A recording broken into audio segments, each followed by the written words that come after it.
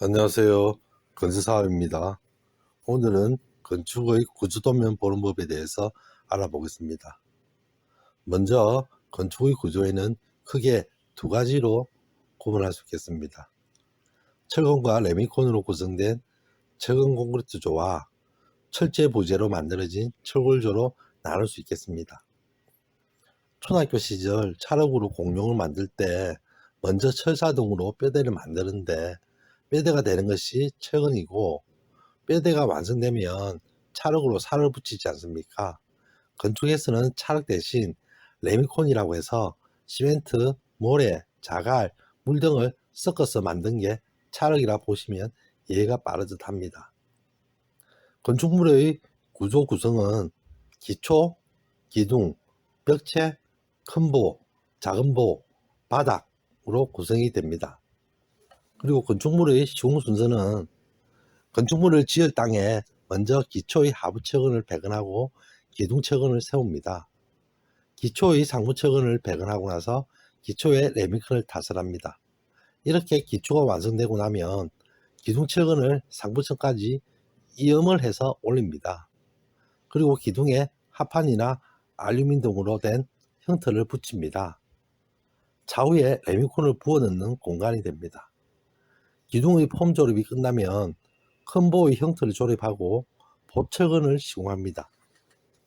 큰 보의 폼이 완성되면 슬라브에 합판을 깔고 합판 위에 하부철근과 상부철근을 조립하고 나서 레미콘을 타설하여 한 층을 만들게 됩니다.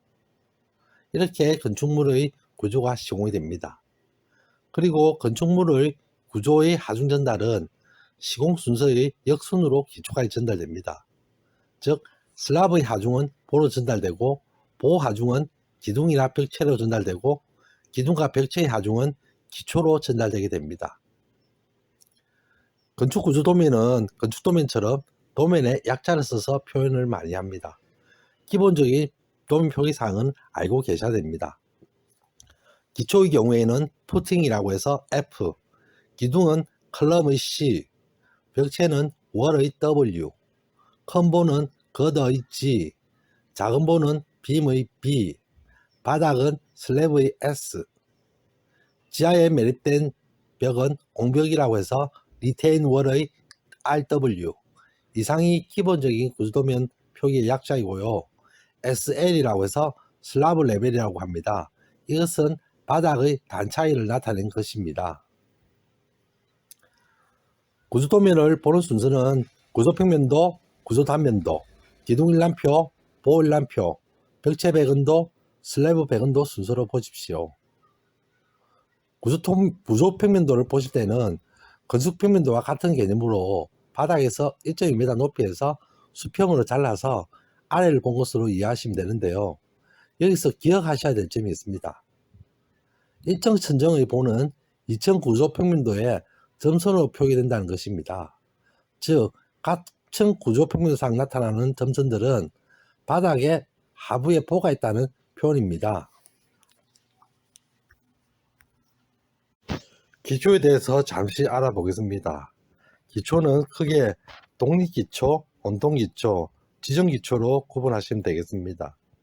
독립기초는 기둥 한 개수당 기초판이 하나씩 있는 것이고, 원통기초는 여러 개의 기둥이 한 개의 기초판으로 형성된 것입니다. 지정기초는 연약한 지반 등에서 하부의 단단한 암지반까지 파일 등을 박아서 기초의 지지력을 확보한 후에 상부의 기초를 만든 것입니다.